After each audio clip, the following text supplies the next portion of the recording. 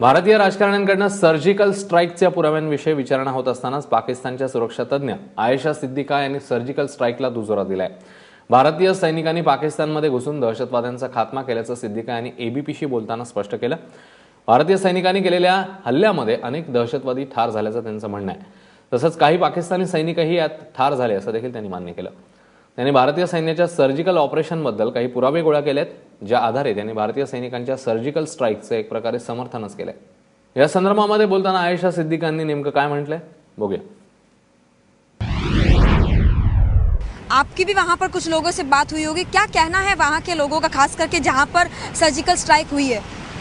देखिए, वहाँ तो लोग यही कहते हैं कि मेरे ख्याल में ज़्यादा नहीं आए, कुछ शायद 200-300 मीटर अंदर आए हैं और वहाँ शायद एक कैंप था, जो लोगों के मुताबिक एक कैंप था जिसमें 5-6 एक कैंप की मैं बात कर रही हूँ, जहाँ 5-6 दुदनियाल के करीब, जहाँ 5-6 जो मुजाहिदीन थे, जिहादी थे, वो शायद मारे गए हैं।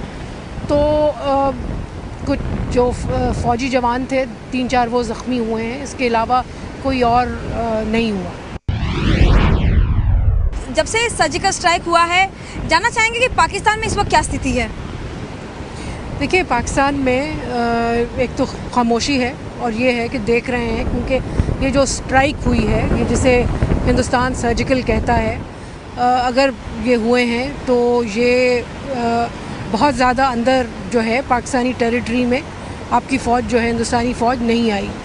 और पाकिस्तान ये है वो इस पे ये देख रहा है कि इसके बाद क्या एक्शन हो सकता है, क्योंकि पाकिस्तान नहीं चाहता कि जंग जो है, इसका टेम्परेचर जो है वो इससे ज़्यादा बढ़े और फिर ऐसी बात आए कि जंग जो है वो बहुत बढ़ जाए। मेरे ख़्याल में एस्केलेशन जो है वो पाकिस्तान बिल्कुल नहीं चाहता। लेकिन इसका मतलब ये नहीं है कि लोगों के दरमियान यही है कि अगर कोई जंग होती है तो जाहिर है वो अपनी हुकूमत, अपनी फ़ौज के साथ खड़े होंगे।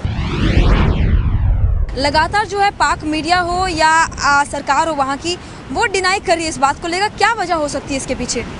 देखिए, वो अर्ज़ किया ना कि एस्केलेशन नहीं चाह रहे, क्योंकि अगर एडमिट करेंगे तो जाहिर है हमारी तरफ से भी प्रेशर होगा लोगों की तरफ से कि जी कोई रिस्पांस करें।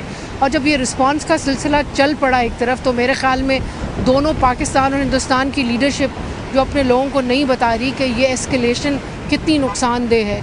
अगर न्यूक्लियर जंग छिड़ गई तो फिर ना आप रहेंगे ना हम रहेंगे, इसलिए मोहतात होकर चल रहे हैं। ये नहीं कि हार मान ली है, ये कि ज़रा आहिस्ता आहिस्ता एस्केलेशन नहीं चाह रहे कि अगर आप हुकूमत ये एडमिट कर ले कि जी कैंप था, तो फिर आपको बताना पड़ेगा कि कैंप क्या कर रहा था अपने लोगों को। और दूसरी बात यह है कि अगर आपने मान लिया कि जी आए थे, तो फिर प्रेशर जो है आवाम की तरफ से बढ़ जाता है कि जी कोई रिस्पॉन्ड करे, तो वो नहीं चाह रहा। ख्याल में ये इस बात को समझ लेना चाहिए कि जो रिस्पॉन्स है पाकिस्तान का वो बेहतर है इस वक्त की सिचुएशन में। तो क्या ये कह सकते हैं कि जब से सर्जिकल स्ट्राइक हुआ है, कहीं ना कहीं पाक की सरकार जो है वो दबाव में ज़रूर आ गई है, और ये क्या कह सकते हैं? जी नहीं, ये दबाव, ये खामोशी दबाव नहीं है। मेरे ख्याल में अगर इसको दबाव करके जो लेना जो है वो बहुत ख़तरनाक हो सकता है।